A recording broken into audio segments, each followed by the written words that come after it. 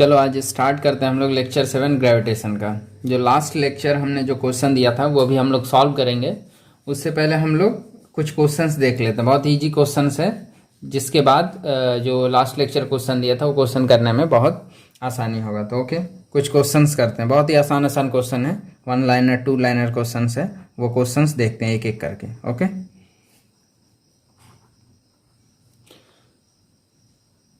चलो इस क्वेश्चन को देखते हैं। इस क्वेश्चन को देखते हैं कि क्वेश्चन क्या बोल रहा है।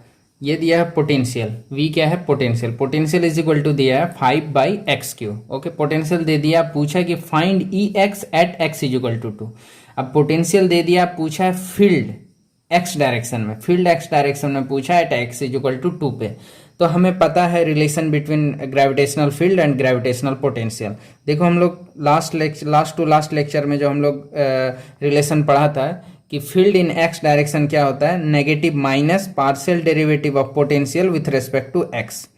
ये क्या है, partial derivative of potential with respect to x, जहां क्या होगा y और z कांस्टेंट होगा। पार्शियल डेरिवेटिव का मतलब ही यही होता है कि जिस डायरेक्शन में तुम डेरिवेटिव करोगे, मान लो x डायरेक्शन में, उसके बाद जो दो कोऑर्डिनेट्स बचते हैं वो कांस्टेंट होंगे। y और z यहाँ बच रहा है तो y z क्या होगा, कांस्टेंट होगा। तो एक्चुअली देखो, एक्चुअली क्या है, अब जो पोटेंशियल दिया वो सिर्फ किस में डिपेंड कर रहा है, सिर्फ x डायरेक्शन में डिपेंड कर रहा है, सिर्फ x डायरेक्शन में, y z पे डिपेंड कर ही नहीं रहा पोटेंशियल। तो जब एक ही डायरेक्शन में डिपेंड करे, एक ही डायरेक्शन में जब पोटेंशियल डिपेंड करे, तो फील्ड जो x डायरेक्शन में होगा वो भी एक ही डायरेक्शन में डिपेंड करेगा।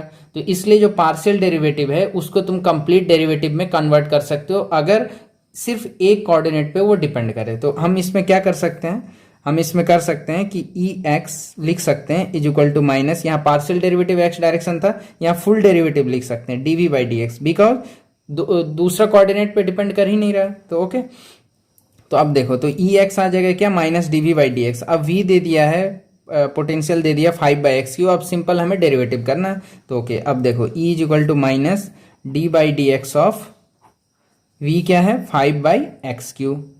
ओके, 5/x³ हो गया, मतलब E x is equal to minus 5 जो है वो कांस्टेंट है, 5 को बाहर ले लिया डेरिवेटिव के, minus 5 D by d x of 1/x³। Okay, तो अब देखो, अब ई एक्स को हम क्या लिख सकते हैं, minus 5 D by d x of 1/x³ को क्या लिख सकते हैं, x की पावर -3 लिख सकते हैं। अब हमें पता है कि d by d x of x की पावर n क्या होता है, डेरिवेटिव x की पावर n क्या होता है, n इंटू एक्स की पावर n-1 होता है। तो यही फॉर्मूला हम यहाँ अप्लाई करेंगे। तो ई एक्स जो हो जाएगा -5, अब देखो x की पावर -3, तो n की जगह क्या है -3, तो n की जगह क्या रख देंगे हम -3। अब x की पावर n-1, तो -3 और -1 तो -4 हो जाएगा। तो ई एक्स डायरेक्शन में हमें आ गया -5 -3 क्या हो जाएगा, माइनस माइनस प्लस हो जाएगा। तो 15/x की पावर -4 है, वो नीचे आएगा तो x की पावर 4 हो जाएगा। तो अब देखो, फील्ड हमें पता चल गया x डायरेक्शन में 15/x की पावर 4 है। ओके, फील्ड हमें पता चल गया 15/x की पावर 4 है। अब हमें पूछा है field at x is equal to 2 पे पूछा है, तो अब क्या करेंगे, x इज इक्वल टू 2 यहाँ पे रख देंगे, तो फील्ड आ जाएगा x इज इक्वल टू 2 पे 15/2 की पावर 4। तो 2 की पावर 4 कितना होता है, 16। तो आंसर कितना आ गया, 15/16, यहाँ 15/16 आ गई। ओके, बहुत ही आसान क्वेश्चन था। अब इसी पैटर्न पे एक दो क्वेश्चन और देखते हैं, ठीक है। उसके बाद जो लास्ट क्वेश्चन दिए थे वो हम सॉल्व करेंगे। बहुत ही अच्छा क्वेश्चन था वो, उससे तुम्हारा सारा कॉन्सेप्ट क्लियर हो जाएगा। चलो दूसरा क्वेश्चन हम देखते हैं। चलो दूसरा क्वेश्चन देखते हैं कि क्वेश्चन क्या पूछ रहा है हमें। देखो पोटेंशियल जो है, अब देखो पोटेंशियल क्या है, डिपेंड कर रहा है x पे भी डिपेंड कर रहा है, y पे भी डिपेंड कर रहा है, z पे भी डिपेंड कर रहा है। तो अब जो हम पिछले क्वेश्चन में डायरेक्ट डेरिवेटिव में कन्वर्ट किए थे वो नहीं कर सकता, पार्शियल डेरिवेटिव करना पड़ेगा। तो देखो पोटेंशियल जो है वो क्या डिपेंड कर रहा है, x पे, y पे, z पे, इक्वल टू क्या दिया हुआ, x² + y² + z³ दिया हुआ है। ये पोटेंशियल दिया हुआ है हमें। ओके, स्पेस में पोटेंशियल ये दिया हुआ है। अब पूछा है कि फाइंड फील्ड, फील्ड का मैग्नीट्यूड पूछा है, find the magnitude of field. इसका मतलब ही होता है मैग्नीट्यूड पूछा है फील्ड का, किस पॉइंट पे, एट 112 मतलब x is equal to 1, y is equal to 1 और z इज इक्वल टू 2 पे हमें फील्ड पूछा है। ओके, तो अब देखो, अब सेम पैटर्न से हम लोग चलते हैं। ओके, पोटेंशियल दिया है हमें x² + y² + z³। अब हमें फील्ड इन x डायरेक्शन पता है क्या होता है, minus dv by d x, partial derivative of potential with respect to x, जहां क्या होगा y z कांस्टेंट होगा। तो अब देखो ई एक्स का वैल्यू ही निकाल लेते हैं, माइनस तो माइनस आ गया। ओके, अब d v by d x, यहाँ क्या है, वाई जेड कॉन्स्टेंट है। अब मतलब वाई जेड यहाँ पे वाई स्क्वायर है, ये भी कॉन्स्टेंट, और जेड स्क्वायर। अब देखो तो एक्स के टर्म में हम डेरिवेटिव कर रहे हैं, तो एक्स स्क्वायर का डेरिवेटिव क्या हो जाएगा, एक्स स्क्वायर का डेरिवेटिव 2x हो जाएगा, प्लस अब वाई स्क्वायर, यहाँ वाई जेड जब पार्शियल डेरिवेटिव एक्स के टर्म में कर रहे हो तो वाई और जेड क्या है, कांस्टेंट है, मतलब वाई स्क्वायर अब कांस्टेंट है, तो कांस्टेंट का डेरिवेटिव क्या हो जाएगा, 0। उसके बाद फिर क्या है, जेड भी तुम्हारा यहाँ क्या है, कांस्टेंट है, तो जेड क्यू का डेरिवेटिव कांस्टेंट, क्योंकि जेड क्या है, कांस्टेंट है, तो जेड क्यू का डेरिवेटिव क्या हो जाएगा, 0। तो अब ई एक्स जो आ जाएगा वो कितना आ जाएगा, -2x आ जाएगा। बहुत ही आसान था भाई। अब देखो ई वाई क्या हो जाएगा, सिंपल, फिर से partial derivative with respect to अब वाई में करेंगे। जब वाई में करेंगे तो क्या होगा, एक्स और जेड हमारा कांस्टेंट होगा। इस चीज़ को ध्यान रखना कि जब वाई में करोगे तो एक्स जेड कांस्टेंट होगा, जब एक्स में करोगे तो वाई जेड कांस्टेंट होगा। तो माइनस माइनस रख दिया हम। अब देखो, अब डेरिवेटिव विथ रेस्पेक्ट टू क्या है, वाई है, एक्स कांस्टेंट है। अब देखो पोटेंशियल यहाँ पे दिया हुआ है, पोटेंशियल एक्स स्क्वायर, लेकिन एक्स यहाँ पे क्या है, कांस्टेंट है, तो कांस्टेंट का डेरिवेटिव यहाँ 0 हो जाएगा। और वाई स्क्वायर है, वाई स्क्वायर के टर्म में वाई तो यहाँ कांस्टेंट नहीं है, वाई के टर्म में हमें क्या करना है, डेरिवेटिव करना है, तो वाई स्क्वायर का डेरिवेटिव कितना हो जाएगा, 2y। ओके, अब यहाँ पे जेड क्यू है, अब जेड क्या है, जेड भी कांस्टेंट है, तो जेड क्यू इसका मतलब क्या हो जाएगा, कांस्टेंट, तो कांस्टेंट का डेरिवेटिव 0, तो इसका वैल्यू कितना आ जाएगा, -2y। Okay, e in z direction, minus d v by क्या हो जाएगा, डी जेड। अब जेड के टर्म में हम पार्शियल डेरिवेटिव कर रहे हैं, तो एक्स वाई क्या होगा, कांस्टेंट होगा, सेम चीज रखेंगे माइनस। अब देखो पोटेंशियल क्या है, x square plus y square plus z square. X square यहाँ पे क्या है, जब पार्शियल डेरिवेटिव जेड डायरेक्शन में कर रहे हैं तो एक्स क्या है, कांस्टेंट, तो एक्स स्क्वायर टोटल कांस्टेंट हो जाएगा, तो इसका डेरिवेटिव क्या हो जाएगा, 0। अब वाई भी यहाँ पे क्या है, कांस्टेंट है, वाई भी क्या है, कांस्टेंट, एक्स वाई कांस्टेंट है, यहाँ एक्स जेड यहाँ कांस्टेंट था, वाई जेड यहाँ कांस्टेंट था। ओके, तो 0। अब यहाँ भी क्या है, वाई कांस्टेंट है, तो वाई कांस्टेंट है मतलब वाई स्क्वायर भी क्या होगा, कांस्टेंट, कांस्टेंट का डेरिवेटिव 0। अब देखो, अब जेड के टर्म में हमें डेरिवेटिव करना है, और जेड क्यू दिया हुआ है, तो जेड क्यू का डेरिवेटिव कितना हो जाएगा, 3z²। ओके, तो इसका मतलब इसका वैल्यू कितना हो जाएगा, -3z²। अब देखो एक्स डायरेक्शन में फील्ड आ गया, वाई डायरेक्शन में फील्ड आ गया, जेड डायरेक्शन में फील्ड आ गया। ओके, अब पूछा क्या था, तो मैं मैग्नीट्यूड पूछा था एट 1 1 2। अब देखो कैसे निकालते हैं। अब देखो एक्स डायरेक्शन में कितना आया, -2x, वाई डायरेक्शन में फील्ड किया हुआ है -2y, और जेड डायरेक्शन में फील्ड किया है -3z²। तो हम जनरल लिख सकते हैं E = EXI plus EYJ plus EZK। मतलब फील्ड एक्स डायरेक्शन में कितना है, वाई डायरेक्शन में कितना है, जेड डायरेक्शन में कितना है। और एक्स डायरेक्शन में जितना फील्ड होगा तो आई कैप से रिप्रेजेंट करते हैं, वाई डायरेक्शन में जितना फील्ड होगा जे कैप से रिप्रेजेंट करते हैं, और जेड डायरेक्शन में जितना फील्ड होगा उसको क्या किससे रिप्रेजेंट करते हैं, के कैप से। तो चलो ठीक है। अब अब ई एक्स का वैल्यू हम क्या निकाल चुके थे, -2x, तो अब यहाँ रख देंगे, तो -2x क्या आ जाएगा, आई कैप। और ई वाई का वैल्यू क्या निकाल चुके थे, -2y, तो -2y वैल्यू रख देंगे, जे कैप, प्लस ई जेड का वैल्यू कितना था, -3z², तो -3z² रख देंगे, के कैप। ओके, तो फील्ड जो आएगा वो आ गया तुम्हारा -2xi -2yj -3z²k। ओके, अब फील्ड का मैग्नीट्यूड हमें पूछा था एट 1 1 2। अब फील्ड एट 1 1 2 वैल्यू कितना होगा, मतलब x की जगह 1 रखो, y की जगह 1 रखो, z की जगह 2 रखो, तो फील्ड आ जाएगा। देखो x की जगह हम क्या रख देंगे, अब 1 रख देंगे, x की जगह क्या रख देंगे, वैल्यू 1 रख देंगे, तो -2 × 1 कितना आ जाएगा, -2 आई कैप आ जाएगा। अब y का भी वैल्यू क्या रख देंगे, 1 रख देंगे, तो -2 जे कैप आ जाएगा। और z का वैल्यू 2 रखना है, तो -3z² है, तो z का वैल्यू 2 रखेंगे, तो 2 का स्क्वायर कितना आ जाएगा, 4, तो -3 × z का वैल्यू 2 रखेंगे तो 4 के कैप। अब देखो फील्ड का वैल्यू आ गया तुम्हारा -2i -2j -12 के कैप। अब देखो हमें क्या पूछा था, मैग्नीट्यूड पूछा था ना। अब यहाँ से देखो आई कैप, जे कैप, के कैप में आ गया, तो अब तुम मैग्नीट्यूड निकाल सकते हो। मैग्नीट्यूड कैसे निकालते हैं, हमें पता है, जब x कोऑर्डिनेट, y कोऑर्डिनेट और z कोऑर्डिनेट में तुम्हें वैल्यू दिया हो तो e का वैल्यू कितना आ जाएगा, √ हम निकालते थे, x कंपोनेंट में जो वैल्यू है उसका स्क्वायर, प्लस y कंपोनेंट में जो वैल्यू है उसका स्क्वायर, प्लस z कंपोनेंट में जो वैल्यू है उसका स्क्वायर।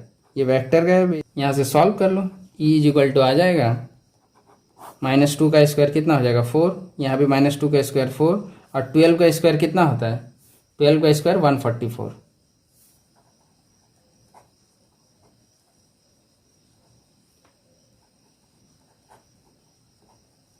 12 का स्क्वायर कितना होता है 144, तो 144 रख दो, तो फील्ड का वैल्यू आ जाएगा √152। ये मैग्नीट्यूड ऑफ फील्ड आ जाएगा एट 112। यही क्वेश्चन में पूछा था हमें कि फील्ड का मैग्नीट्यूड कितना आएगा। कोऑर्डिनेट कौन कौन सा दिया था, x = 1, y = 1 और z = 2। ये तुम्हारा कोऑर्डिनेट दिया हुआ था। ओके, फील्ड का कोऑर्डिनेट दिया हुआ था 112 पे, तो इसका वैल्यू कितना आ जाएगा √152। ये क्वेश्चन हो गया। अब चलो अगला क्वेश्चन देखते हैं। सिमिलर क्वेश्चन है, 2-4 क्वेश्चन कर लोगे तो बहुत आराम से तुम्हारा प्रैक्टिस हो जाएगा। क्वेश्चन 3,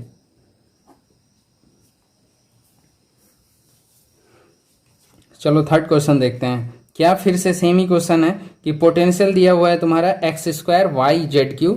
अब पूछा find magnitude of field at 111। जो लास्ट क्वेश्चन किया था सेम क्वेश्चन है, उसी टाइप से तुम कर सकते हो, लेकिन पोटेंशियल यहाँ देखो क्या है, x² y z3 है, यहाँ प्लस में नहीं है, यहाँ मल्टीप्लीकेशन में। तो जब डेरिवेटिव करोगे पार्शियल डेरिवेटिव तो इस चीज़ का ध्यान रखोगे। चलो देखो कैसे करते हैं। अब सिमिलरली फिर से कि EX क्या हो जाएगा -dV/dx, partial derivative of potential with respect to x where y and z will be constant. Okay, तो अब क्या हो जाएगा माइनस, अब यहाँ पे देखो x के टर्म में हम क्या कर रहे हैं, डेरिवेटिव कर रहे हैं, तो y क्या है कांस्टेंट है और z कांस्टेंट है, तो y z कांस्टेंट है, तो ये जो y और z3 है ये टोटल कांस्टेंट हो जाएगा, तो कांस्टेंट को हम बाहर ले आएंगे, तो -yz3 और x का डेरिवेटिव यहाँ पे क्या है x² है। x के टर्म में पोटेंशियल का डेरिवेटिव करना था ना, और पोटेंशियल क्या है x² का फंक्शन है, तो x² का डेरिवेटिव क्या हो जाएगा 2x। तो हमारा x डायरेक्शन में जो पोटेंशियल x डायरेक्शन में फील्ड कितना आ जाएगा -2xyz3। समझ गया। Similarly EY -dV/dy। अब यहाँ y है तो x z कांस्टेंट होगा। अब देखो पोटेंशियल पे x z कांस्टेंट है, मतलब x² और z3 ये कांस्टेंट है, तो जब भी कांस्टेंट है तो क्या करेंगे, डेरिवेटिव से हम बाहर निकालते हैं ना, तो x² z3 को हम क्या निकाल लेंगे, बाहर निकाल लेंगे, x² z3 को बाहर निकाल लेंगे। अब डेरिवेटिव ऑफ क्या है y, तो y का डेरिवेटिव सिर्फ यहाँ क्या है y है, तो y का डेरिवेटिव क्या हो जाएगा 1, तो 1 आ गया, तो -x² z3 आ गया इसका value. Okay, similarly EZ = -dV/dz। अब z के टर्म में कर रहे हैं तो क्या होगा, xy कांस्टेंट होगा। अब देखो xy कांस्टेंट है, मतलब x² y टोटल कांस्टेंट हो जाएगा, तो टोटल कांस्टेंट का क्या कर लेंगे, बाहर निकाल लेंगे। अब z3 का डेरिवेटिव करेंगे बस, तो x² y हमने बाहर निकाल लिया, और z3 का डेरिवेटिव z के टर्म में कितना हो जाएगा 3z², तो इसका वैल्यू हो जाएगा -3x² y z²। ये देखो x डायरेक्शन में फील्ड आ गया, y डायरेक्शन में फील्ड आ गया, z डायरेक्शन में फील्ड आ गया। अब जैसे निकालते हैं फील्ड E कितना निकालते हैं हम, कैसे निकालते हैं EXI + EYJ + EZK।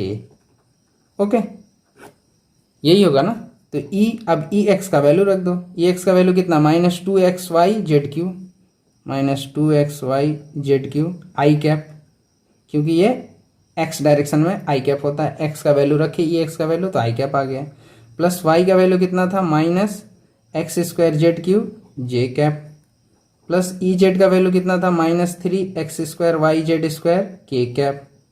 ये हो गया। ओके, लेकिन हमें फील्ड एक्स वाई जेड के टर्म में नहीं पूछा, फील्ड पूछा है, कोऑर्डिनेट दे दिया, स्पेस में कोऑर्डिनेट 1 1 1 पे। अब x का वैल्यू 1 है, y का वैल्यू 1 है, z का वैल्यू 1 है। जो हम नेट फील्ड निकाले हैं इसमें x का वैल्यू रखेंगे, y का वैल्यू रखेंगे, z का वैल्यू 1 1 रखेंगे और फिर इसका मैग्नीट्यूड निकाल देंगे। चलो यहाँ पे निकाल देते हैं E इक्वल टू, अब देखो x का वैल्यू 1 रखेंगे, यहाँ पे देखो सही से, x का वैल्यू 1, y का वैल्यू 1, z का वैल्यू, तो 1 इंटू 1 का क्यूब, ये 1 हो जाएगा। तो E का वैल्यू कितना आ जाएगा -2i कैप। सिमिलरली यहाँ x की जगह 1 रखेंगे, z की जगह 1 रखेंगे, क्या आ जाएगा -j कैप।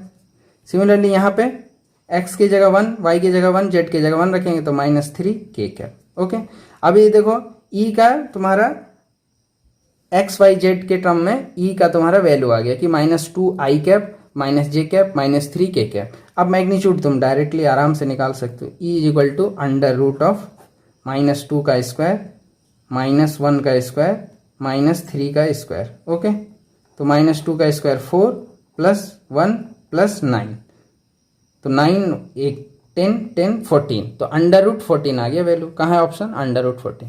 समझ गए? बहुत ही इजी क्वेश्चन था। 2-3 क्वेश्चन हमने सेम पैटर्न पे कर लिए कि ताकि तुम्हारा रिवीजन हो सके। अब चलो अब क्वेश्चन में देखो तुम्हें क्या दिया हुआ है, गौर से देखोगे तुम्हें अब फील्ड दिया हुआ। पहले क्या दिया हुआ था? पोटेंशियल दिया हुआ था, फील्ड पूछा था। अब देखो अब तुम्हें फील्ड दिया हुआ है और पोटेंशियल पूछा है। बोल रहा है कि फील्ड का वैल्यू दिया हुआ है ई इज इक्वल टू 9/x²। जो फील्ड है वो वैल्यू दिया हुआ है 9/x², मतलब x कोऑर्डिनेट पे फील्ड डिपेंड कर रहा है। ओके, और बोला है कि find v at x is equal to 3। v मतलब पोटेंशियल, पोटेंशियल पूछा है कि at x is equal to 3 पे कितना होगा यदि, इफ मतलब यदि v infinity is equal to 0, मतलब इंफिनिटी पे अगर पोटेंशियल 0 हो तो potential at x is equal to 3 पे कितना वैल्यू होगा, जबकि फील्ड दिया हुआ है e is equal to 9/x²। Okay, last 2-3 questions में क्या था,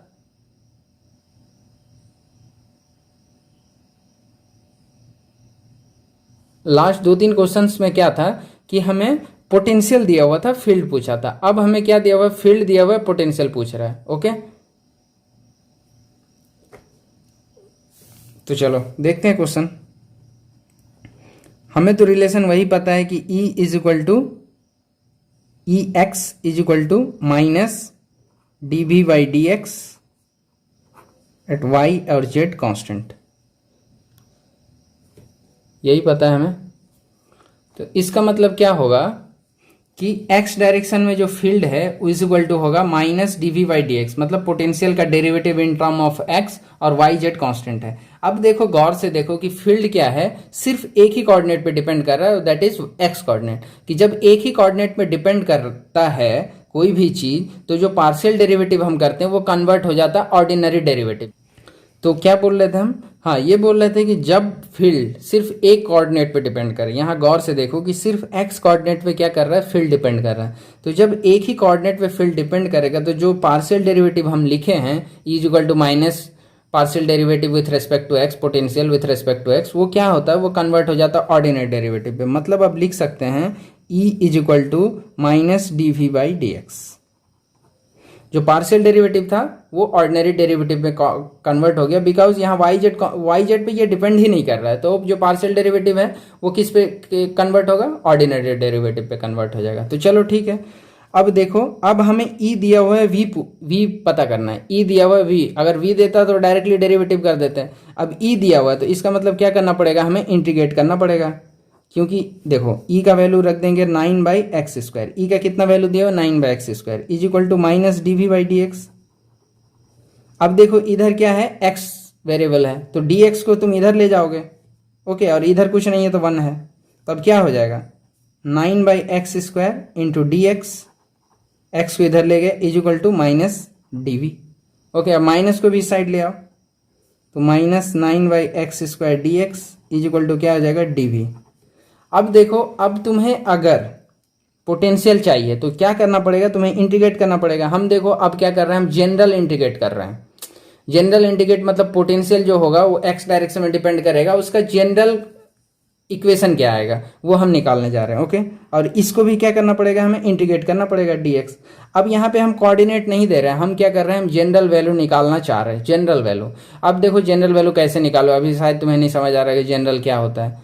ये देखो जनरल वैल्यू क्या होता है। अब देखो डायरेक्टली हम क्या करेंगे? 9/x² dx is equal to dV। अब dV मतलब ये लिख सकते हैं हम, dV is equal to -9/x² dx।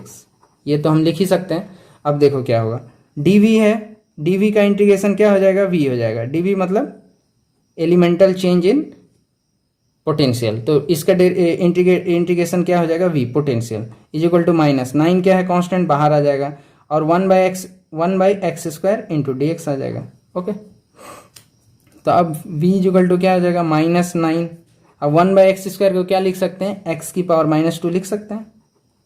अब तुम्हें पता है इंटीग्रेशन ऑफ x की पावर n इंटू dx का वैल्यू होता है x की पावर n+1/x n+1। ये होता है, अगर तुम इंटीग्रेशन निकालना चाह रहे हो एक्स की पावर एन का, तो इसका वैल्यू होता है एक्स की power n plus one by n plus one.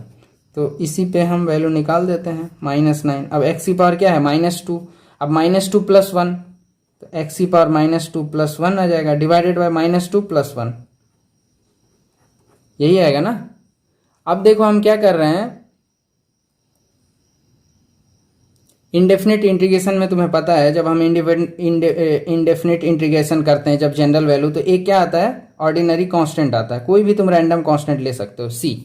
Okay, तो अब देखो, अब जो पोटेंशियल का वैल्यू आ गया वो क्या आ गया, -9 एक्स की पावर -1 डिवाइडेड -2 प्लस वन, कितना आ जाएगा -1 प्लस c। अब -1 क्या आ जाएगा, ये प्लस हो जाएगा, तो पोटेंशियल आ जाएगा 9। अब एक्स की पावर -1 को नीचे ले आए तो 9/x प्लस c। यही हम बोलना चाह रहे थे जनरल इक्वेशन। देखो यहाँ हम कोई लिमिट नहीं दिए हैं, कुछ नहीं दिए हैं। अब देखो, अब जो क्वेश्चन दिया था उसके अकॉर्डिंग हम निकालेंगे। ओके, ये जो पोटेंशियल हम निकाले ये जनरल वैल्यू है कि 9/x प्लस c, मतलब पोटेंशियल x पे कैसे डिपेंड करेगा इसका एक्सप्रेशन हम निकाल चुके हैं। ओके, अगर हम यहाँ c का वैल्यू निकाल लें तो पूरा पोटेंशियल का एग्जैक्ट वैल्यू आ जाएगा कि किस पे डिपेंड कर रहा है, मतलब कैसे डिपेंड कर रहा है। अब देखो, हमें एक सी निकालने के लिए एक बाउंड्री कंडीशन चाहिए। बाउंड्री कंडीशन मतलब कोई भी पोटेंशियल का वैल्यू चाहिए एक्स पे, ताकि हम सी निकाल सकें। तो यहाँ क्वेश्चन में देखो, क्वेश्चन में तुम्हें दे दिया है कि at x is equal to infinite, कि मतलब जब एक्स इनफाइनाइट हो जाएगा तो पोटेंशियल का वैल्यू क्या होगा, 0। तो इसी जो वैल्यू दिया है, ये जो वैल्यू दिया है, इसी वैल्यू का हम क्या करेंगे, यूज करेंगे। तो यूज कैसे करेंगे, देखो इनफाइनाइट पे, देखो क्वेश्चन में क्या दिया था, v infinite is equal to 0। Question में दिया था v इनफाइनाइट, मतलब x की जगह इनफाइनाइट रखेंगे तो v क्या आ जाएगा, 0। अब x की जगह हम इनफाइनाइट रखना चाह रहे हैं और पोटेंशियल का वैल्यू क्या है, 0। x की जगह क्या रखना चाह रहे हैं, इनफाइनाइट प्लस c।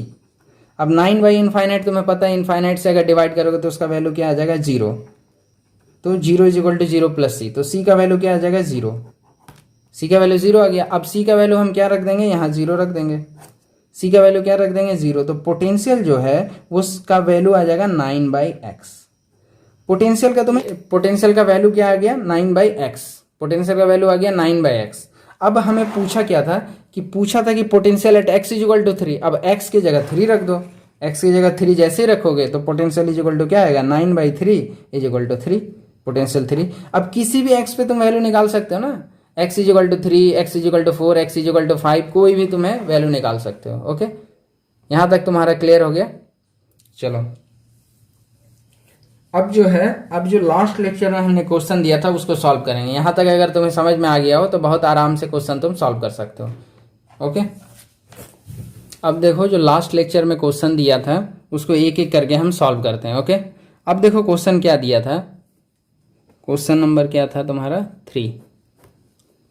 ये जो लास्ट लेक्चर में होमवर्क दिया था, प्रैक्टिस के लिए जो दिया था, होमवर्क दिया था, ये क्वेश्चन हम सॉल्व करते हैं। ओके, अब देखो क्वेश्चन क्या दिया था कि the gravitational field in a region is given by, मतलब ग्रेविटेशनल फील्ड किसी रीजन पे जो स्पेस है एक्स वाई जेड कोऑर्डिनेट, हम लोग जो मानते हैं कि space x direction, y direction, z direction, कोई भी स्पेस में, यहाँ कोऑर्डिनेट में फील्ड का वैल्यू दे दिया 5 न्यूटन पर KG I cap plus 12 Newton पर केजी जे कैप। ओके, तो E इज इक्वल टू दिया है तुम्हें 5 न्यूटन पर KG I cap plus 12 Newton पर केजी जे कैप। ओके, पिछले लेक्चर में तुम्हें बताया था कि E का जो यूनिट होता है, E का यूनिट क्या होता है, न्यूटन पर केजी, फोर्स पर यूनिट मास होता है ना, तो E का यूनिट न्यूटन पर केजी, ये यूनिट साथ में दे दिया है। तो E को तुम लिख सकते हो is equal to 5I plus, ये तो यूनिट है, 12J। मतलब E अब तुम्हें पता लग गया कि x डायरेक्शन में E का वैल्यू कितना 5 है और y डायरेक्शन में E का वैल्यू कितना है 12 है। ओके, अब देखो पहला क्वेश्चन बोल क्या रहा है, पहला क्वेश्चन एक एक करके हम सॉल्व करेंगे। ओके, तो पहला क्वेश्चन हमें बोल रहा है कि find the magnitude of the gravitational force. पूछ रहा है कि find the magnitude of the gravitational force acting on A particle of mass 2 kg placed at origin.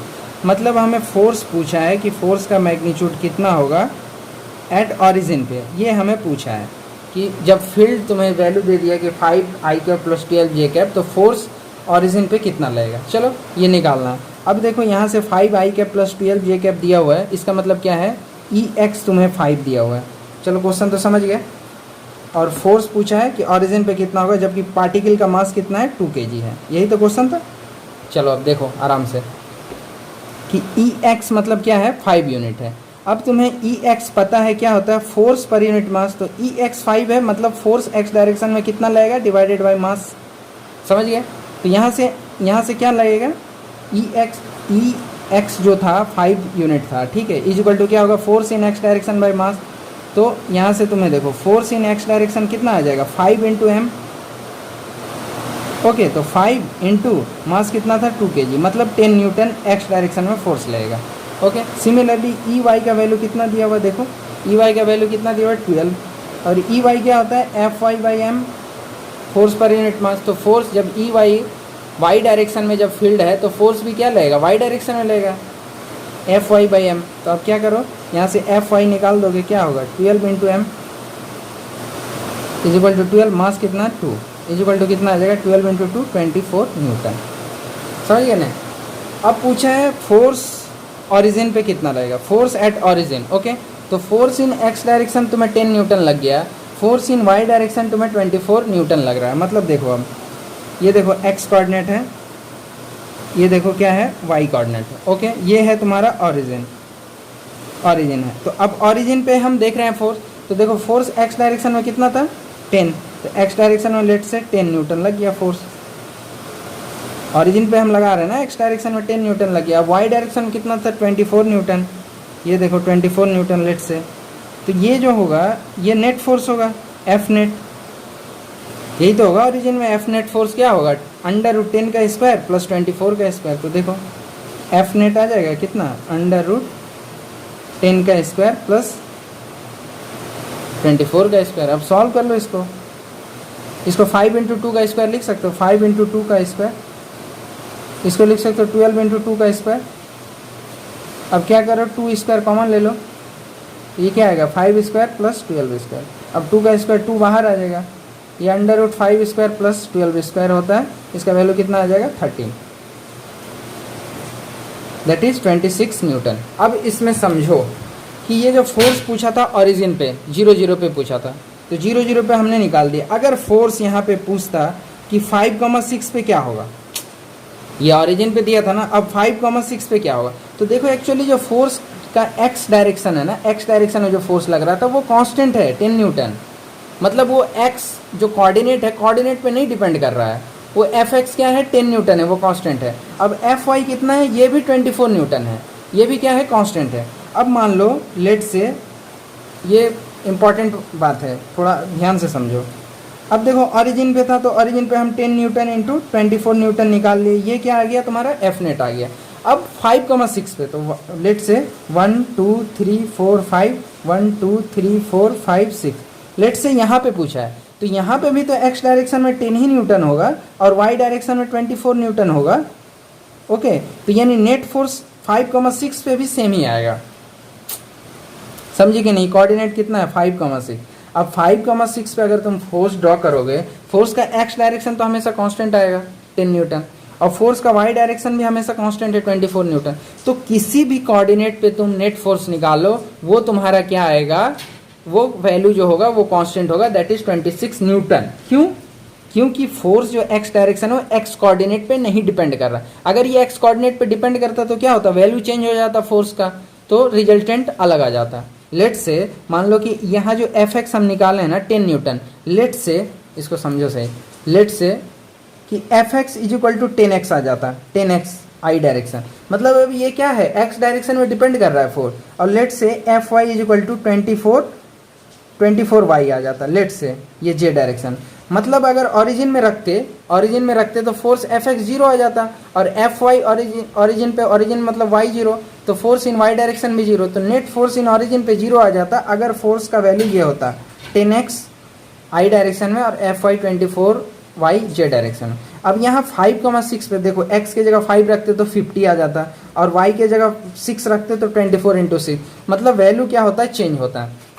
तो अब देखो, अब ये जो फोर्स नेट फोर्स हम इस क्वेश्चन में निकालें, इस पे ये डिपेंड ही नहीं कर रहा है, एफ एक्स ना कि डिपेंड कर रहा है कोऑर्डिनेट पे, ना y डिपेंड कर रहा है कोऑर्डिनेट पे, तो नेट फोर्स क्या होगा, हमेशा वैल्यू कितना आएगा 26 न्यूटन आएगा irrespective of its coordinate, whether you want to calculate in 5,6 और you want to calculate in origin, everywhere force value will be same, मतलब सेम वैल्यू आएगा, कोऑर्डिनेट कोई भी हो, 0,0 हो, 1,2 हो, 1,3 हो, 1,4 हो, 5,4 हो, 5,6 हो, कोई भी वैल्यू हो कांस्टेंट आएगा। यहाँ तक तुम समझ गए, ओके। क्वेश्चन में लड़के कंफ्यूज हो जाते हैं कि ओरिजिन पे कैसे निकालें, 5,6 पे कैसे निकालेंगे, ओके। अब सेकेंड पार्ट देखते हैं, फर्स्ट पार्ट तो हमने बहुत सही से सॉल्व कर लिया, अब सेकेंड पार्ट देखते हैं, बी पार्ट पहले पढ़ेंगे, उसके बाद फिर देखेंगे हम लोग। बी पार्ट देखो क्या पूछा है, बी पार्ट देखो क्या पूछा है कि find the potential eight point 12,0 and 0,5, ये मीटर में दिया हुआ है, मतलब ऐसा यूनिट में दिया हुआ है, ये डिस्टेंस दिया हुआ है 12 एक्स डायरेक्शन में, वाई डायरेक्शन में 0, ओके। तो पूछा है कि find the potential at points 12,0 and 0,5, okay, if the potential at the origin taken to be 0, बोल रहा है कि तुम पोटेंशियल निकालो 12,0 पे कितना आएगा और 0,5 पे कितना आएगा यदि पोटेंशियल ओरिजिन पे 0 हो, ये क्वेश्चन हमें दे दिया है, ओके। तो ऑलरेडी हम सॉल्व कर चुके हैं कि ई एक्स कितना था, 5 था, जो क्वेश्चन में पिछले क्वेश्चन में हम सॉल्व कर चुके हैं, देख लेना तुम। ई वाई का वैल्यू कितना था, 12 था, ओके। अब यहाँ से हमें पोटेंशियल निकालना है कि एक्स डायरेक्शन में क्या होगा, वाई डायरेक्शन में नेट पोटेंशियल क्या होगा, और वैल्यू हमें क्या पूछा था, पोटेंशियल। देखो पोटेंशियल एट 12,0 पूछा है, क्या है, पोटेंशियल एट 0,5 पूछा है, क्या होगा, और पोटेंशियल एट 0,0 मतलब ऑरिजिन पे वैल्यू 0 दे दिया है, ओके। लेट्स से सॉल्व करते हैं। अब देखो ई एक्स 5 दिया है, तो ई एक्स तुम्हें पता है क्या होता है, minus d v by d x है, एक्स डायरेक्शन एक ही वेरिएबल, तो क्या है, ऑर्डिनरी डिफरेंशिएशन में कन्वर्ट हो जाता है, तो e equal to minus d v by d x, okay. अब ई एक्स का वैल्यू तुम रख दो यहाँ पे, क्या आ जाएगा, 5 minus d v by d x, last question में हम तुम्हें बता चुके हैं, इसीलिए बताया था। अब देखो, अब ये क्या करना है, फील्ड दिया हुआ पोटेंशियल निकालना है, तो क्या करना पड़ेगा, इंटीग्रेट करना पड़ेगा, तो देखो 5 into d x is equal to क्या आ जाएगा, माइनस डी वी, ओके। अब क्या करेंगे हम, माइनस को इधर ले आओ, minus 5 d x is equal to क्या है, डी वी है। अब करेंगे क्या हम, अब हम इंटीग्रेट कर देंगे, वही जनरल इंटीग्रेट, मतलब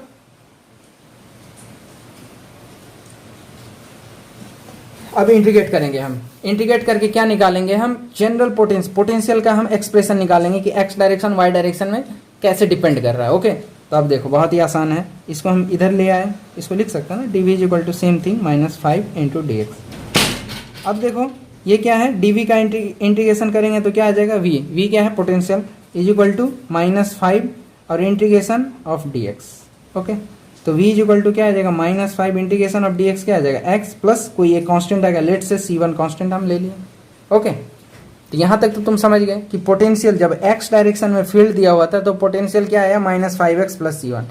लेकिन अब देखो, अब सिर्फ x डायरेक्शन में फील्ड नहीं, y डायरेक्शन में फील्ड है, तो y डायरेक्शन के कारण भी हमें पोटेंशियल निकालना पड़ेगा। तो चलो निकालते हैं, e y is equal to, अब क्या आ जाएगा, minus d v by d y, वही प्रोसेस करेंगे, ई वाई का वैल्यू रख देंगे, कितना है, 12 is equal to minus d v by d y, okay. अब ये क्या करेंगे, cross multiplication, 12 into d y is equal to minus d v.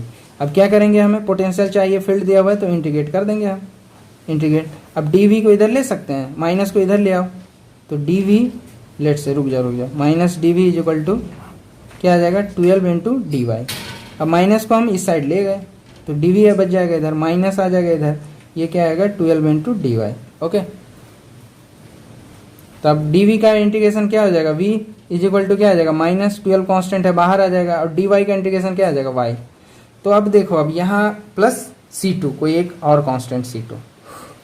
अब इसको समझो, यहाँ से कॉन्सेप्ट तुम्हारा स्टार्ट होगा कि जब हमें फील्ड x डायरेक्शन में दिया हुआ था तो पोटेंशियल का एक्सप्रेशन ये आया, माइनस 5x प्लस c। अब फील्ड हमें y डायरेक्शन में दिया हुआ तो पोटेंशियल ये आया, तो फील्ड हमें x डायरेक्शन में भी दिया हुआ था, फील्ड हमें y डायरेक्शन में भी दिया हुआ था।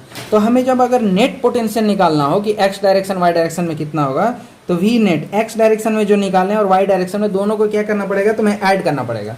तो माइनस 5x यहाँ minus 12y plus c1 plus c2, यही तो होगा। इसको और इसको क्या करना पड़ेगा, ऐड करना पड़ेगा नेट पोटेंशियल निकालने के लिए कि स्पेस में एक्स डायरेक्शन और वाई डायरेक्शन में क्या पोटेंशियल आएगा। उसके लिए क्या करेंगे हम, एक्स डायरेक्शन में हमने पहले पोटेंशियल को निकाल लिया, फील्ड के कारण, फील्ड जो एक्स डायरेक्शन में दिया था उसके कारण जितना पोटेंशियल आया, और फील्ड जो वाई डायरेक्शन में दिया था जितने, जिसके कारण क्या आया, पोटेंशियल आया, वो तुम क्या करिए, नेट पोटेंशियल निकाल लिए। ओके, तो ये क्या है, -5x minus C1 plus C2। अब C1 प्लस C2 कॉन्स्टेंट है, कांस्टेंट, तो इसको जोड़ोगे तो कोई न्यू कांस्टेंट हम लिख सकते हैं, तो -5x माइनस 12y लेट से C3। ओके, अब देखो क्वेश्चन में हमें क्या दिया था कि पोटेंशियल एट ऑरिजिन पे 0 दिया था। अब ऑरिजिन पे मतलब x = 0 y = 0 पे पोटेंशियल 0 था, तो अब इस बाउंड्री कंडीशन का हम यूज़ करेंगे। x 0 रखेंगे, y 0 रखेंगे, तो c का वैल्यू क्या आएगा, तो जब x 0 है y 0 है तो पोटेंशियल क्या आ जाएगा, 0, मतलब पोटेंशियल एट 0 0 0, मतलब x की जगह 0 y की जगह 0 तो पोटेंशियल 0, तो पोटेंशियल का वैल्यू 0 है, x की जगह क्या है 0, y की जगह क्या है 0 प्लस C3, ये क्या आ जाएगा 0 = 0 प्लस -0 प्लस C3, तो C3 अल्टीमेटली क्या आ जाएगा 0, तो C3 का वैल्यू यहाँ क्या रख देंगे, 0 रख देंगे। तो C3 का वैल्यू जैसे ही हम 0 रखेंगे तो पोटेंशियल नेट जो x और y पे जो एक्सप्रेशन आएगा वो क्या आएगा, -5x माइनस 12y, C3 का वैल्यू 0। अब देखो एक्स वाई में पोटेंशियल आ गया, ये तुम्हारा एक्सप्रेशन हो गया पोटेंशियल का। अब किसी भी कोऑर्डिनेट पे तुम निकाल सकते हो, ये तो कोऑर्डिनेट दिया है, देखो 12,0 दिया है, तो potential at x = 12 y = 0, x की जगह 12 रखेंगे, y की जगह 0, तो -5 × 12 -12 × 0, तो कितना आ जाएगा -60। ओके, अब पोटेंशियल देखो, पोटेंशियल एट 0,5, अब x की जगह 0 है, y की जगह 5 है, तो x की जगह 0 -5 × 0 माइनस y की जगह 5, तो ये भी कितना आएगा -60। ओके, ये कितना आएगा -60। यहाँ तक समझ गए। देखो क्वेश्चन तुम्हें ऐसे ही करना पड़ेगा, क्वेश्चन तुम्हें कैसे करना पड़ेगा, ऐसे ही करना पड़ेगा कि पहले जनरल एक्सप्रेशन जो फील्ड दिया होता है एक्स डायरेक्शन में उससे तुम पहले पोटेंशियल निकाल लो, वाई डायरेक्शन में जो फील्ड दिया था उससे पोटेंशियल निकाल लो। और देखो क्योंकि देखो एक्चुअली क्या है कि लेट से ये x कोऑर्डिनेट है, लेट से ये y कोऑर्डिनेट है। अब क्या था कि x कोऑर्डिनेट पे फील्ड था, x डायरेक्शन में फील्ड था ना, ये फील्ड, तो x डायरेक्शन में जब फील्ड होगा तो किसी भी पार्टिकल को अगर तुम मूव कराओगे, इस पॉइंट से लेकर इस पॉइंट तक मूव कराओगे तो तुम्हें वर्क करना पड़ेगा। तो जब वर्क करते हो तुम तो क्या होता है, पोटेंशियल एनर्जी, और उस पर यूनिट मास को क्या करते हैं, पोटेंशियल। मतलब अगर x डायरेक्शन में तुम्हें फील्ड दिया है तो तुम्हें वर्क करना पड़ेगा ना भाई, फील्ड तो 0 नहीं है तो वर्क करना पड़ेगा, तो कुछ पोटेंशियल तुम्हारा आएगा। लेकिन फील्ड इन वाई डायरेक्शन में भी तुम्हें दिया हुआ है, ये देखो, ये फील्ड जो है इस डायरेक्शन में दिया हुआ है, देखो इस डायरेक्शन में दिया, वाई डायरेक्शन में दिया। अब वाई डायरेक्शन लेट से यहाँ से पार्टिकल को यहाँ पे मूव करा रहे हो, यहाँ से यहाँ पे मूव करा रहे हो पार्टिकल को, तो क्योंकि वाई डायरेक्शन में फील्ड है तो पार्टिकल को अगर तुम्हें मूव कराना है तो यहाँ भी वाई डायरेक्शन में भी वर्क करना पड़ेगा, वाई डायरेक्शन में वर्क करना पड़ेगा। तो एक्स डायरेक्शन में जो फील्ड दिया था इसके कारण तुम्हें वर्क करना पड़ेगा, प्लस वाई डायरेक्शन में फील्ड है तो वाई डायरेक्शन में वर्क करना पड़ेगा। इसीलिए हमने यहाँ पे पोटेंशियल को ऐड किया था कि एक्स डायरेक्शन में तुम्हें वर्क करना पड़ेगा प्लस वाई डायरेक्शन में वर्क करना पड़ेगा। लेट से कि एक्स तुम्हें पार्टिकल को मूव कराना ऑरिजिन से लेकर 5,6, जो पिछले लेक्चर में हम पढ़े थे कि ऑरिजिन 0 0 पे था एक पार्टिकल। ओके, अब तुम्हें 5,6 पे मूव कराना है, तो 5,6 पे तुम मूव कराओगे तो एक्स डायरेक्शन में फील्ड है तो एक्स डायरेक्शन में भी तुम्हें वर्क करना था, और वाई डायरेक्शन में फील्ड है तो वाई डायरेक्शन में भी वर्क करना था। इसीलिए हमने क्या किया, ऐड करा दिया वैल्यू को। तो ऐड जब करा दिया तो तुम्हें जनरल एक्सप्रेशन आ गया, तो अब तुम्हें वर्क निकालने की जरूरत नहीं है, जनरल सिर्फ कोऑर्डिनेट तुम रखोगे, यहाँ से वैल्यू निकल जाएगा। जैसे 12,0 पे तुम पोटेंशियल -60 निकाल लिए, 0,5 पे तुम पोटेंशियल -60 निकाल लिए। सिमिलरली किसी भी कोऑर्डिनेट पे x, y पे तुम पोटेंशियल निकाल सकते हो। अब थर्ड क्वेश्चन देखो, बहुत इंटरेस्टिंग।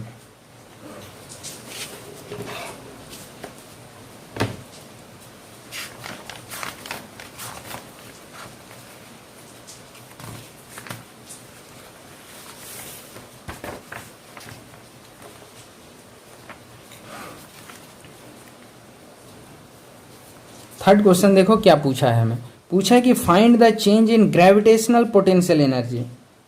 पूछ रहा है find the change in gravitational potential energy, potential energy में चेंज पूछ रहा है। If the particle of mass 2 kg is taken from origin two point 12,5 ऐसा क्वेश्चन हमने पिछले लेक्चर में किया था वर्क डन से। अब देखो इस लेक्चर में हम वर्क डन से नहीं करेंगे, जनरल एक्सप्रेशन से करेंगे, जो कि बहुत ही आसान है। तुम चाहो तो वर्क डन से भी निकाल सकते हो, लेकिन चलो पिछले लेक्चर में हमने करा दिया है तो एक न्यू मेथड तुम देख लो यहाँ पे कि find the change in gravitational potential energy. Delta U पूछा है, कितना होगा? डेल्टा यू तो होता है ना भाई, change in gravitational potential energy if the particle of mass 2 kg is taken from origin to 12,5। Mass कितना है? 2 kg। मतलब क्वेश्चन में बोल रहा है कि ऑरिजिन पे था पार्टिकल, उसको 12,5 पे तो मूव करा रहे हो 2 kg पार्टिकल का। मतलब देखो ये लेट से ऑरिजिन था, ये एक्स कोऑर्डिनेट है, ये वाई कोऑर्डिनेट है, लेट से ये क्या है 12,5 है। मतलब ऑरिजिन पे पार्टिकल था, अब तुम्हें पार्टिकल को 12,5 पे ले जाना है तो तुम्हें कितना वर्क करना पड़ेगा। ओके, अब देखो हम पोटेंशियल का जनरल एक्सप्रेशन निकाल चुके हैं। पोटेंशियल का जनरल एक्सप्रेशन जो कितना था, पोटेंशियल का देखो जनरल एक्सप्रेशन था -5x - 12y। क्वेश्चन में हम निकाल चुके थे ना पिछले क्वेश्चन में। अब देखो इसका यूज कैसे करते हैं। देखो एक्चुअली क्या होता है, पोटेंशियल जो होता है वो होता है पोटेंशियल एनर्जी पर यूनिट मास। ओके, पोटेंशियल जो होता है वो क्या होता है, पोटेंशियल एनर्जी पर यूनिट मास। तो पोटेंशियल एनर्जी को क्या हम लिख सकते हैं कि m इंटू वी, इधर ले गया भाई, मास है और v क्या है, पोटेंशियल है। तो अब देखो जो पोटेंशियल एनर्जी होगा वो वैल्यू क्या आएगा, potential energy is equal to m into v है। अब मास कितना था, 2 kg का पार्टिकल को हमें मूव कराना था भाई, तो 2 kg का पार्टिकल तो मास कितना है 2 kg, और पोटेंशियल हम जनरल एक्सप्रेशन निकाल चुके हैं, तो ये क्या होगा -5x - 12y। ओके, तो अब u आ जाएगा is equal to -10x - 24y। अब देखो पोटेंशियल एनर्जी का तुम्हें जनरल एक्सप्रेशन आ गया। अब ना तुम्हें वर्क निकालना ना कुछ निकालना। देखो अब तुम्हें चेंज इन पोटेंशियल एनर्जी पूछा है, delta U change in potential energy. मतलब क्या होगा, change in you final minus you initial. You final क्या है, फाइनल कोऑर्डिनेट कहाँ पे जाना है हमें, 12,5 पे जाना है। ओके, और इनिशियल कोऑर्डिनेट क्या है 0,0। अब इसका वैल्यू हम जनरल एक्सप्रेशन से रख देंगे और इसका वैल्यू आ जाएगा। तो चलो करते हैं, यू एफ निकालते हैं। यू एफ मतलब कितना कोऑर्डिनेट है 12,5 पे वैल्यू लिखते हैं।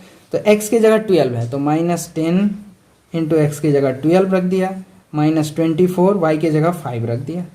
तो इसका वैल्यू कितना है -120, 12 10 जा -120, -24 5 जा कितना होता है, ये भी 120 होता है। तो इसका वैल्यू कितना आएगा -240।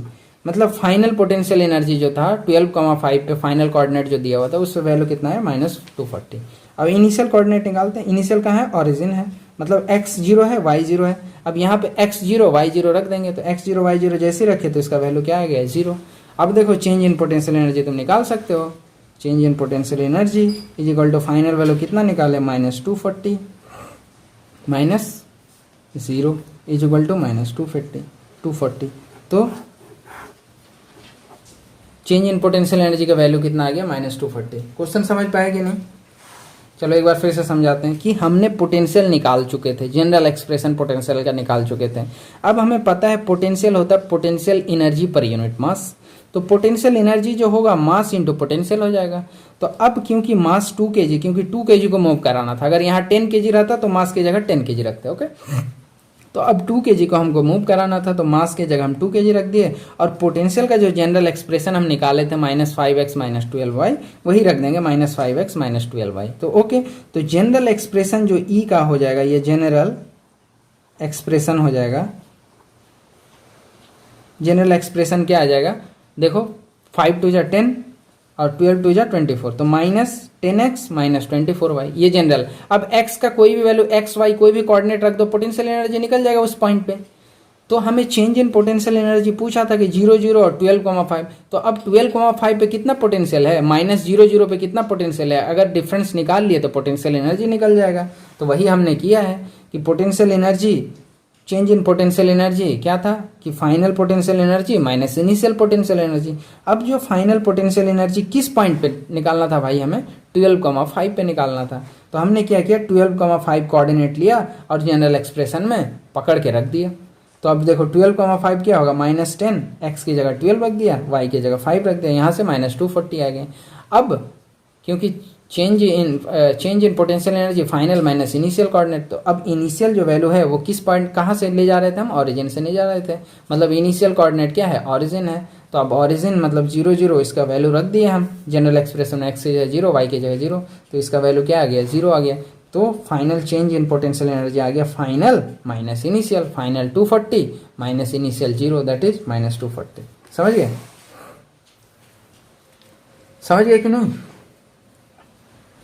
जनरल इक्वेशन तुम्हें बहुत बार बता चुके थे जनरल, कि कैसे तुम्हारा देखो अगर कोई पार्टिकल है, लेट से ये देखो बॉडी है m मास का, तो वो क्या करता है, चारों तरफ क्या करता है, फील्ड जनरेट करता है। एक बार फिर से रिवाइज करा देते हैं, चारों तरफ क्या करता है, फील्ड जनरेट करता है। फील्ड जनरेट करता है मतलब कोई भी बॉडी को तुम अगर रख दो यहाँ पे, कोई भी बॉडी को, वो क्या करेगा, अपनी तरफ अट्रैक्ट करेगा। मतलब मास जो m जो रखे हैं, जो फील्ड लगाएगा मास m, वो क्या करेगा, अपने सेंटर की तरफ लगाएगा। तुम कहीं पे पार्टिकल को रख दो, यहाँ पे रखोगे इधर खींचेगा, यहाँ पे रख दोगे इधर खींचेगा, यहाँ पे रख दो इधर खींचेगा। अब यहाँ से लेट से यहाँ पे अगर तुम्हें मूव कराना है, यहाँ से यहाँ पे मूव कराना है, बिकॉज ऑफ फील्ड है, तो तुम्हें कुछ वर्क करना पड़ेगा इस फील्ड के अगेंस्ट। क्योंकि देखो अगर ये फील्ड है तो ये पार्टिकल क्या आ जाएगा, इधर ही चले आ जाएगा, एकदम आके टकरा जाएगा मास पे। तो हमें अगर यहाँ से यहाँ मूव कराना, तो अगर जितना फोर्स इधर लग रहा था उतना फोर्स अगर हम इधर लगाएं, उससे थोड़ा सा ज़्यादा लगा दें फोर्स, तो क्या होगा, इस पॉइंट से इस पॉइंट तक हम इसको मूव करा सकते हैं। वही किए कि अगर कोई फील्ड है तो तुम्हें काम करना पड़ेगा, तुम्हें अगर काम करना पड़ेगा तो वही हम किए हैं कि जो तुम्हारा वर्क डन होता है, चेंज इन पोटेंशियल एनर्जी इस पॉइंट से फर्स्ट पॉइंट से लेकर सेकेंड पॉइंट तक, चेंज इन पोटेंशियल एनर्जी क्या होता है, negative of work done by gravitational force. ये तुम्हारा बहुत पहले लेक्चर में हम बता चुके थे, उसी का यहाँ में कंक्लूजन नहीं, उसी का हम ये यूज किए हैं तुम्हारा क्वेश्चंस में वही यूज है जो तुम्हारा रिलेशन था। रिलेशन हमने पढ़ा कि फील्ड जो ग्रेविटेशनल फील्ड है और पोटेंशियल के बीच क्या रिलेशन है, और सारे रिलेशन का यूज करके हमने न्यूमेरिकल किया। आई होप अब इसके बाद तुम्हें कोई भी रिलेशन का क्वेश्चन हो फील्ड और पोटेंशियल के भी, तुम्हें प्रॉब्लम नहीं होना चाहिए। ये सबसे ऑलमोस्ट टफेस्ट क्वेश्चन था, जिसको हमने बहुत आसान से करके बताया। हो सकता है कि तुम्हारा पेपर में बहुत इजी सा क्वेश्चन दे दे, XYZ में दे के डायरेक्ट तुम्हें पोटेंशियल एनर्जी पूछ ले। तो ये पूरा बड़ा था, 3 पार्ट थे, सारे क्लियर हो गए तुम्हें। फोर्स क्लियर हो गया, पोटेंशियल कैसे निकालते हैं, पोटेंशियल से पोटेंशियल एनर्जी कैसे निकालते हैं, सारा क्लियर हो गया जनरल एक्सप्रेशन में। अब तुम्हें कोऑर्डिनेट रख के वैल्यू निकाल देते हैं। ओके, चलो यहीं तक रखते हैं। अब नेक्स्ट लेक्चर में हम लोग पढ़ेंगे ग्रेविटी, उसके बाद पढ़ेंगे कि अर्थ के ऊपर अगर जा रहे हैं तो ग्रेविटी कैसे वेरी कर रहा है, अर्थ के इनसाइड जा रहे हैं तो ग्रेविटी कैसे वेरी कर रहा है। उसके बाद सैटेलाइट मोशन पढ़ेंगे, केपलर्स लॉ पढ़ेंगे, उसके बाद इस चैप्टर को खत्म करेंगे। Okay, thank you.